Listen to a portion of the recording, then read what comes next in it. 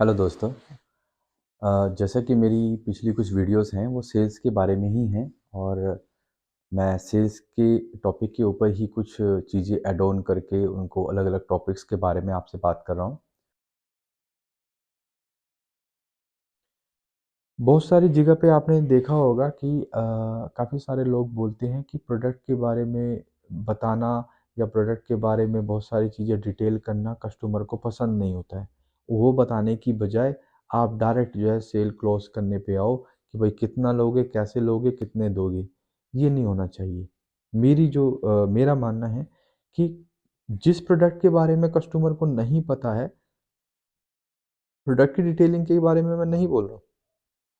क्या प्रोडक्ट के बेनिफिट्स बताने लगे हैं या प्रोडक्ट के बारे में कि कैसे बनाएँ, क्या बहुत कम रखें, क्योंकि जब तक वो चीज़ें आप नहीं बताएँगे तो कस्टमर को पता भी नहीं है।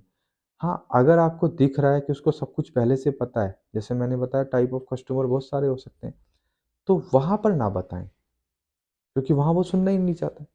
जैसा कस्टमर दिखे, मैं इसको अगर अ 2-3 भागों में डिवाइड करूँ या 4 टाइप ऑफ कस्टमर की बात अगर मैं करूँ, तो मैं कह सकता हूँ कुछ कस्टमर होते हैं, जैसे सपोज़ कीजिए कि कुछ होते हैं रिलेटर। रिलेटर मतलब वो चाहते हैं आपका प्रोडक्ट ले लें या आपकी कंपनी के साथ जुड़ जाएँ, लेकिन वो थोड़ा-सा वेट कर रहे होते हैं कि कोई नहीं, मैं अगली बार सोचूँगा, अगली बार करूँगा। तो ऐसी जगह पे आपको उनसे पहली विज़िट में तो आप कंपनी के बारे में बता देंगे, जो भी आपने बात की, लेकिन सेकंड विज़िट में कंपनी के बारे में नहीं सुनेंगे। उनको कुछ स्टोरीज़ सुननी पसंद आएँगी। आप उनको सोशली कनेक्ट कर सकते हैं कि लास्ट टाइम मैंने ये इस सिटी में ही यहाँ पर ये एक क्लाइंट बनाया था। मैंने उनको भी क्लाइंट बनाया था, उनके साथ भी हमारा बड़ा अच्छा चल रहा है और हम बहुत अच्छा काम कर रहे हैं। तो उससे क्या होगा कि आपका कस्टमर जो होगा वो रिलेट करेगा, मतलब वो रिलेटर हो जाएगा ना, रिलेटर टाइप का कस्टमर है। वो रिलेट करेगा कि हाँ, अब मेरे को लेना चाहिए इनका प्रोडक्ट या इनके साथ जुड़ना चाहिए। फिर दूसरे टाइप के मैं कह सकता हूँ कुछ ऐसे कस्टमर होते हैं जो सिर्फ़ प्रोडक्ट की नॉलेज इकट्ठी करने में, मतलब एनालाइज़र कह सकते हैं उनको, एनालाइज़र कह सकते हैं, वो हमेशा एनालाइज़ ही करते रहते हैं। वो कस्टमर ऐसे होते हैं। वो आपके प्रोडक्ट को, आपकी कंपनी को दूसरों से कंपेयर करने लगेंगे।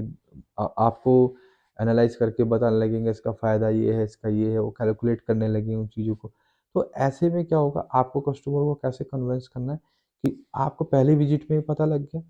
सेकंड विज़िट में आप उनको चीज़ें एनालाइज़ करके ही लेके जाएँगे उनके पास। चीज़ें मतलब जो वो सुनना चाहते हैं, उनको वो चीज़ क कन उस वही बता के उनको कन्विंस करना है। तो ये सब चीज़ें कब हो सकती हैं, जब एक सेल्स पर्सन जो है वो सारी चीज़ के लिए प्रिपेयर हो, मतलब वो शारीरिक तौर पे फिट हो, मानसिक तौर पे फिट हो। अब यहाँ मानसिक तौर पे ही बात ज़्यादा हो रही है कि मानसिक तौर पे उसका माइंडसेट कैसा हो।